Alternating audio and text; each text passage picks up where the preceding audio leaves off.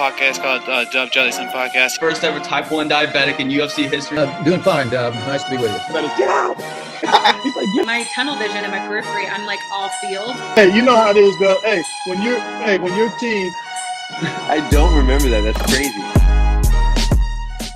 What's up, everyone? We're back with another episode of Dub Jellison Podcast. Today, I have a very special guest, 10-year NFL vet, Super Bowl champion, former Purdue Boilermaker, Cliff Avril. Cliff, how are you, man? I am well. How about yourself, man? How are you? I'm doing great, man. Thank you so much for doing this. I've been trying to get you for a while, but we finally got in contact. So how have you been handling this whole pandemic? I know you're out in Seattle, as I understand it. Yeah, no, pandemic's been interesting, man. You know, just staying out the way, trying to stay healthy, obviously, but just making some adjustments, pivoting from business to life and different things like that. But you know, I'm just rolling with the punches, man. That's kind of been my MO as a kid, and I'm continuing to keep doing that. Mm-hmm. And I've seen you've been active on social media with all the different things in the community you're doing. It's so awesome to see guys like you giving back. So talk a little bit about that and how those kind of projects came to be. Yeah, no, appreciate it, man. Yeah, no, so you know, I have the Cliff Avril Family Foundation. We've been around. I formed it about eight years ago now, and it's geared towards juvenile diabetes, but we've kind of expanded from there. But you know, even with juvenile diabetes, we've partnered up with JDRF, Juvenile Diabetes Research Foundation. We've been able to help them raise over $250,000 during this pandemic. You know, we donated to you know, $25,000 personally and from the foundation as well to quite a few different organizations here in the city of Seattle. And for me, it's all about giving back, man. We're so fortunate, so blessed. I was so fortunate, so blessed to be, you know, in a position to give back, especially in times like this. I think it's important. And honestly, humans have to help humans. That's what it boils down to at the end of the day, right? So I'm a firm believer of that, and that's what I stand on. Mm-hmm. And you didn't know, I didn't say anything about this, but I'm actually a type 1 diabetic myself. Oh, wow. Okay. So you being a Purdue guy and helping out the diabetes community, I've always been a fan of yours. So for me personally, thank you so much for that. Yes, has this been more something that you've kind of transitioned to after your playing career where you could focus more time on it? Yeah, no, so a big part of my time does go towards finding different ways to give back. You know, I'm a big advocate for the youth. You know, at the end of the day, you know, they're our future, right? But you know, I think it's important. I have a group of kids. It's called the Cliffs Crew, and you know, it's important to expose them to different professions that are here in their backyard, here in Seattle in particular, and you know, it's all things that I feel are needed, right? Because a lot of times, especially for Black and brown kids, you know, they don't only see themselves as athletes. And I want to show kids that you can be much more than an athlete and quote unquote be successful. You know, the odds of you being a professional athlete is extremely slim, but the odds of you being, you know, an engineer at Microsoft or whatever, one of these tech companies is a little higher and a little more obtainable. So, you know, I want to expose them to that and let them dream that they can be any and everything, but you know, just you have to know these things exist in order for you to be able to dream about it. Mm-hmm. And I've had another former Purdue basketball player, actually, Rafael Davis. He kind of has that same mentality, and he talks about giving the youth in his community the knowledge that he didn't have when he was young. Yes. So can you kind of relate with that? I don't know how your childhood was. Yes. No, definitely. I mean, so I go back home to Jacksonville, Orange Park, or Clay County, and you know, one of the things that I try to convey to these kids is, you know, all the information that I've been fortunate enough to retain and receive from so many different people. I want to give it back to them. Also, I want to show kids that athletes are just like them. You know, I go back home, I tell the kids, like, this same football field that we're having camp on, I played on this football field. Those same streets and roads and classrooms that you're in, I was in those classrooms. So I come from the same environment. The one thing that I didn't do is I didn't allow the environment to dictate what my future looked like. But you have to understand, you have to know, you have to see these things, you have to see it. And I want to be able to relate to them and show them that, hey, we are the same. We can do so much. We just got to focus on it. We can't follow the crowd. We can't follow the masses. But I'm a firm believer of just trying to give them as much information and that I wish I would have had going into college, going into being a pro and an adult. So it's again all about exposure. Mm. And you talked about kind of having football as your savior, quote unquote, I guess. Did you see other people in your community, maybe you're close with your friends, that took that other path and went down that road, and that's why you've been trying to share that message? Well, yes, a lot. I wasn't the best team. I wasn't the best player on my football team in high school. Far from it, honestly. I wasn't the best football player on the Purdue team when I was out there. But I think the thing that separates me is really my focus and my want. And also just not accepting no. I think that was a big thing for me in how I approached it. I didn't start playing football till 10th grade. And really, I didn't start playing till 11th. I was just on the team 10th grade, right? So I want to show these kids that it's never too late. Whatever you, I tell my kids this all the time. You can be whatever you want to be, as long as you're willing to work for it. And that's the piece that I think isn't told enough. Is your journey might be different. Your journey might be a little harder than the next person, or you might feel like it's harder than the next person, but you have to stay the course. And that's just a message that I like to convey to a lot of young men, young kids. Mm-hmm. You said you didn't start playing until 10th grade. I remember seeing an article that said that you thought you were going to be in the NBA. So what was that kind of transition like, and come to the realization that, like, hey, I'm gonna have to stick to football now? In my head, I still think I can become an NBA player, but no. I was a big basketball guy growing up. I hooped every day.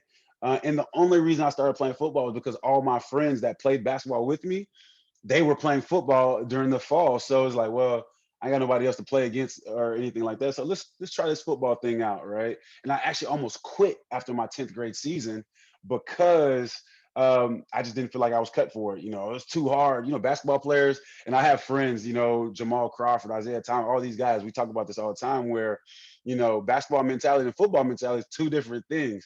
And I had a basketball mentality up until my 11th grade year where things just started rolling. I kind of figured it out.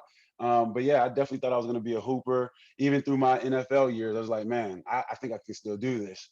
But, obviously that never came to fruition. But, I love basketball. To this day, it's still my favorite sport to watch.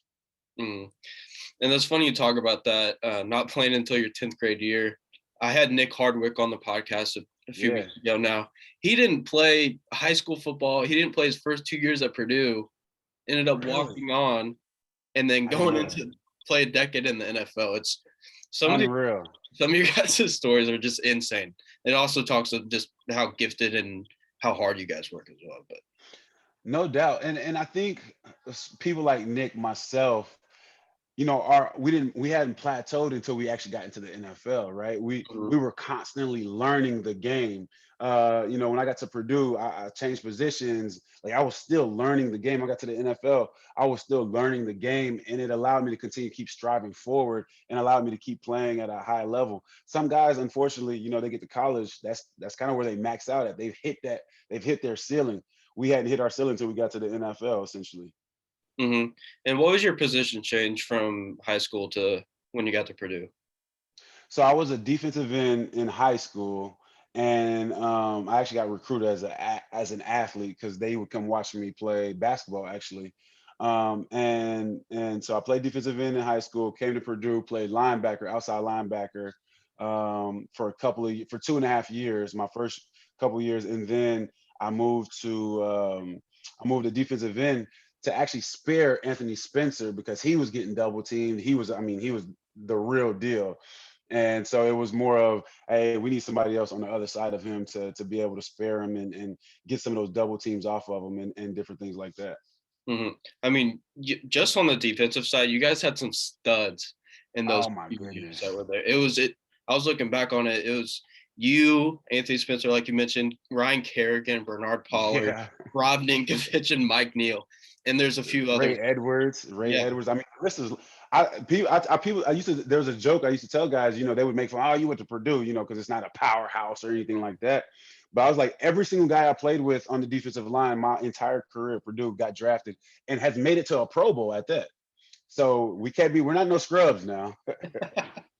I mean, yeah, I mean, it's kind of sad to see the transition from then to now. I also, Yes, it is. I also saw that 2007, I believe it was your last year at Purdue. That was the last time we had an 8-win team. Really? I didn't know that. That's hard. That's kind of hard to believe, but so how do you look? How do you look back and kind of reflect on those times? Man, I tell people this all the time. I've been fortunate enough to win a Super Bowl. I've been fortunate enough to go to Pro Bowls. I've been fortunate enough to play in the NFL for 10 years. Still, by far, the 3.5 years that I was at Purdue was by far the best 3.5 years of my life. Till this day, outside of marriage and kids, but from a sports and living standpoint, unreal. I mean, I loved everything about Purdue. I loved everything about the experience. That's when I became a man. That's when I grew up, like my core foundation as a business person. All these things were created there. My best friend, I met my wife at Purdue. Like it was by far the best 3.5 years of my life. And every chance I get to tell somebody, I'm like, hey, if you can go to college, if you can go to Purdue in particular, you better take that opportunity. It was, man, some great nights, some great, just everything. It was just a great experience. Talk a little bit about some of those relationships that you formed. Obviously, you had a lot of guys that you could have stayed in contact with. I don't know if you did or not in the NFL, and then the late great Joe Tiller. So what were those relationships like that you were able to build in those 3.5 years?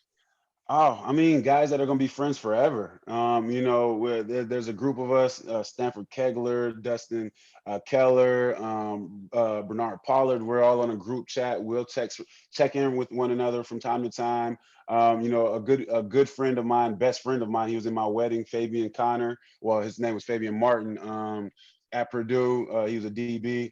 Great guy. Still, he's the GC of one of my companies. Like he is one of the best relationships that I've had. My wife, like I said, but we all keep in contact. Well, we try to keep in contact, whether it's Facebook, whether it's, social media, whether it's just texting each other, we've definitely tried to stay in tune with one another. Everybody's journey is a little different, but we're connected, especially guys on the football team. And one of your, I want to go back to the relationships again. How did those relationships either improve or change, like Kerrigan or Ninkovich or Neal or Pollard? Like when you guys are actually in the NFL, like how much are you guys communicating during that time? We would communicate. I would keep in contact with Rob, Ninkovich. Anthony Spencer was my guy in particular. We would stay in contact because we were going through a lot of similar things, whether it's contract talks and different things like that. We would just keep in contact, whether it's the business side of the NFL that most people you really can't call because they don't really understand that, hey, I'm facing the Cowboys. Hey, like that. What did you see? What was allowing you to have so much success against them? So just picking each other's brains. I think that was key. But yeah, we all, Ray Edwards, same thing with him early on in my career. We would keep in contact because we played them twice a year when I was in Detroit and he was in Minnesota.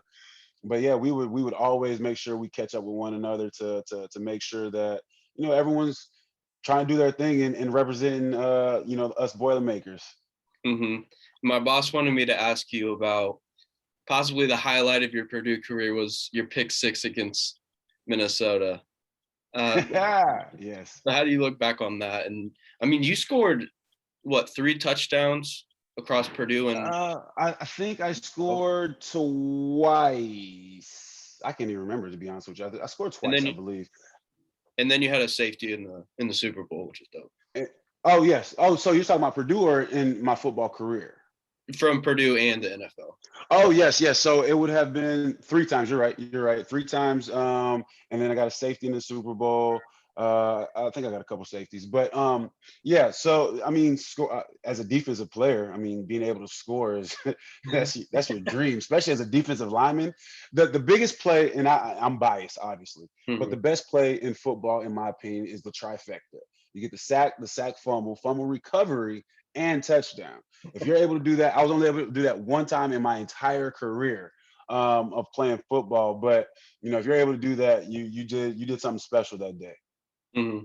And how much Purdue football are you able to watch now? Obviously, we haven't had the success that you guys had back in the day, but you know what? It's been tough. I'm not gonna lie. It's been tough trying to keep in stay in tune with it. Because when you're in the locker room, guys from Michigan State, Ohio State, they're all giving you crap. They're all always talking trash. So at some point, you gotta kind of, you know what? I'm gonna stop betting on them. I'm gonna stop. I'm gonna stop. I'm gonna stop.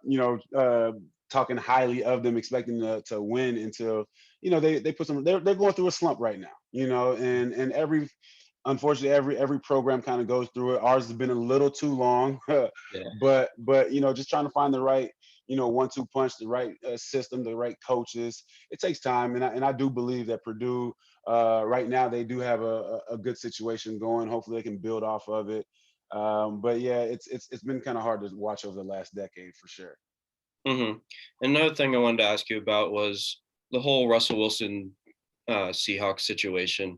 I know that's going on. What do you kind of make of all the rumors? Obviously, we don't know if everything's true or not, but what have your thoughts been on about that whole situation? I find it interesting. Well, one, so I come from two different things. So I did media when I first got out, when I first retired.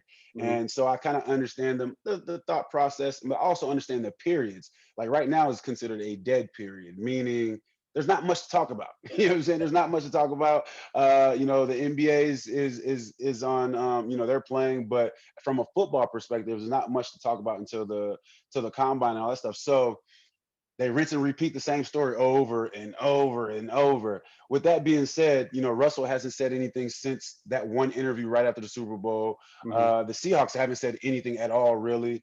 There's been a few different things I guess his agent may have said. If they are looking to trade us, this is where we'd like to go. But overall, I don't buy into any of it.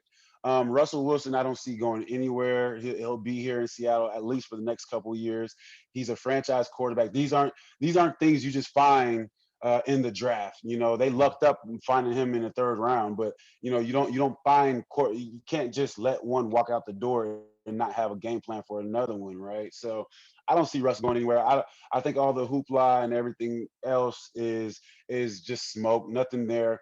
The only thing I had an issue with what Russ said in his interview outside, the only thing I thought I had an issue if I was a teammate, was somewhat feeling like he may have called his O-lineman out. Besides that, him wanting to be a part of the conversation with personnel, guess what? All the other quarterbacks do it. Quarterbacks that aren't even as good as him, they're a part of, the conversation. Not necessarily saying they're making decisions, but they're a part of the conversation. So I'm not mad at him for wanting to be a part of it. I'm surprised that he's not, to be honest with you. But besides that, I mean, Russ is a great dude. I think he's going to be all right. I think he's going to be a Seahawk. I think he needs to be a lifer with the Seattle Seahawks. And I know there's kind of this like media push, I guess, that there's a rift between Russ and Pete Carroll. Do you think that's the case, or would it be the front office? I don't think he has a rift with anybody. That's kind of my point. I think they're all, I mean, in any working relationship, in any friendship, in any relationship, there's going to be, times where you disagree. But as far as for personally not having issues with one another, I don't see them having any issues. Like I said, I think he's the quarterback for these guys for the next few years. This man's won more games in the first 10 years of his career than anybody in NFL history. Like, how do you let that go? You don't let somebody just walk out the door like that. It's the most wins the Seahawks have ever had during this period. So again, I don't see a business is business, but at the end of the day, Russell Wilson and Seattle Seahawks will be tied together for at least the next few years. Yeah, I mean, I'd have to agree. I'd like to see him stay in Seattle. I've always been a big Russ fan, but one thing that I've kind of thought about just surrounding this situation, others in the NFL, do you think NFL players are getting more control over their situations, kind of similar to like we've seen James Harden in the NBA? I think only certain players Mhm. are having more control over their situation, which I think is needed, right? In corporate America, most people have control over their situation. They want to go work for Microsoft. If they're at Microsoft, they want to go work for Google. Guess what? They can go apply for those jobs. They can do those types of things. But for whatever reason, it's frowned upon for NFL players to do so. But again, I think it's only for certain players. The quarterbacks, the Deshaun Watsons, maybe the Russell Wilsons if you really wanted to, those guys. But the other 50 guys on the team, maybe there's three guys that can kind of control it, but the other 50 guys on that team, you're just happy to be there. You're not trying to apply any kind of pressure to management or anything like that. So I am happy to see more guys kind of understanding their value and their worth for that organization, and they understand that they need to capitalize in that moment because I'm a prime example. Your career can end even at the height of your career. It can end on one play, a simple play. So I'm happy to see that guys are definitely taking control over their careers. And obviously, there's no better example than that than just yesterday. Dak Prescott signed a huge contract. I'm happy for him. I know, so am I. I'm also a big Dak Prescott fan too. But how cognizant are you guys in the locker room of other players at your position setting the market, quote unquote? Well, you're only cognizant of it when free agency is about to roll around for yourself. You pay attention to it. You hear what guys are getting paid and different things like that.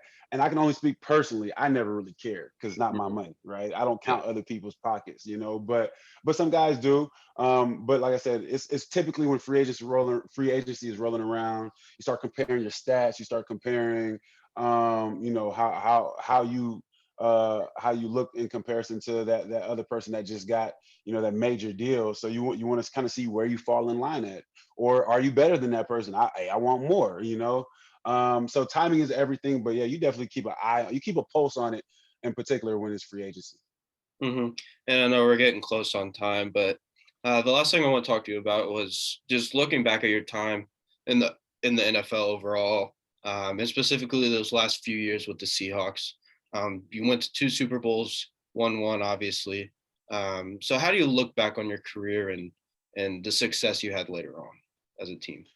Man, as a career-wise, I was blessed, man. I was the only player for about a good 3 or 4 years there where I went 0-16 as a rookie to win in the Super Bowl. Like I was the only person to ever go winless and win a Super Bowl in his career, right? So, and to me, that speaks volumes on multiple fronts, as far as for the mindset that it takes to start off really terrible, because the following year 80% of the guys on my team were out of the league. So just that grind of understanding that, hey, it's not about how it starts, it's all about how you finish, right? It's all about continue to keep working hard no matter what the circumstances are. Keep striving forward and keep putting your best foot forward to be able to have success.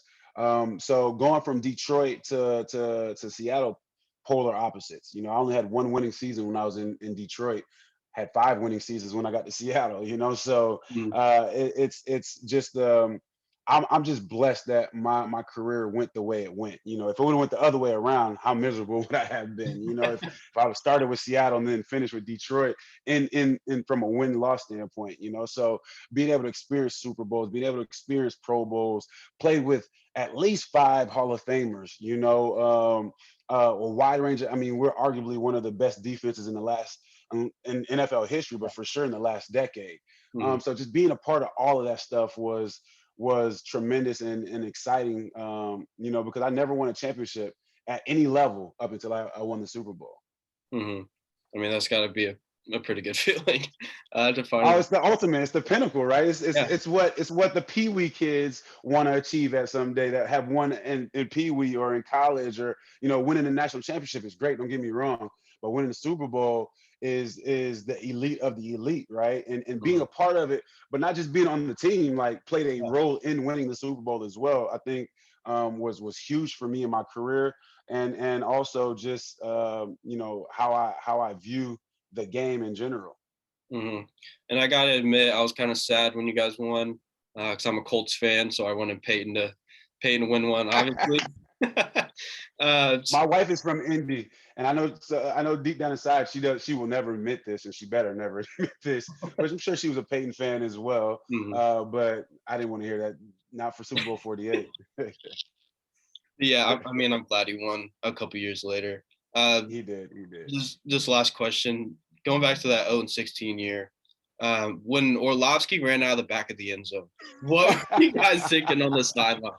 I've always wanted you got to remember, I was a rookie, right? So I'm watching this and I'm like, is he about to roll out to the back of the end zone? But like, not only is he rolling out to the back of the end zone, he rolls out of the end zone, but still looking downfield. So he didn't even realize where he was at. And the play is kind of like going on. The refs hadn't blown the whistle yet. I'm like, is this like a new rule that I don't know anything about? Like they allow this to go on, you know? But then I was like, wait up, this is the NFL. Like, what like is like people don't pay attention to where they're at on the field? Like I don't understand this. And now Dan is my guy. I like Dan Orlovsky. That's my guy, you know, but by far one of the funniest things that I've ever been a part of on the football field. I didn't have a voice yet in the locker room, so I couldn't really kind of go in and make fun of him or anything like that.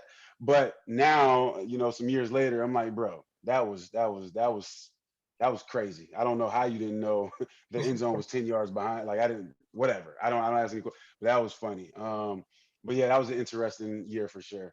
And we're here wrapping up on time, but I just want to say thank you for taking the time to do this, for all the things you're doing in the community.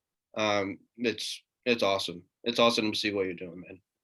Man, I appreciate you. I appreciate that. And I appreciate you having me on this show.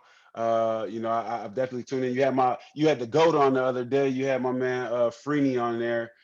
So that was good to hear. He was my teammate for a few weeks there here in Seattle. But man, keep doing your thing. Keep growing the podcast. Keep growing on the platform.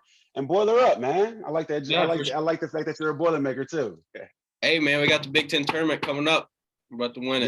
Yes. I'm gonna tune in. I'm gonna tune in for that. Like I said, I love hoops. I love everything. So I'm tuning into all that, and hopefully we can make a run. Yeah, for sure. All right, man. Take care. Appreciate it, man. You have a good one. Yeah, you too. Yes, sir.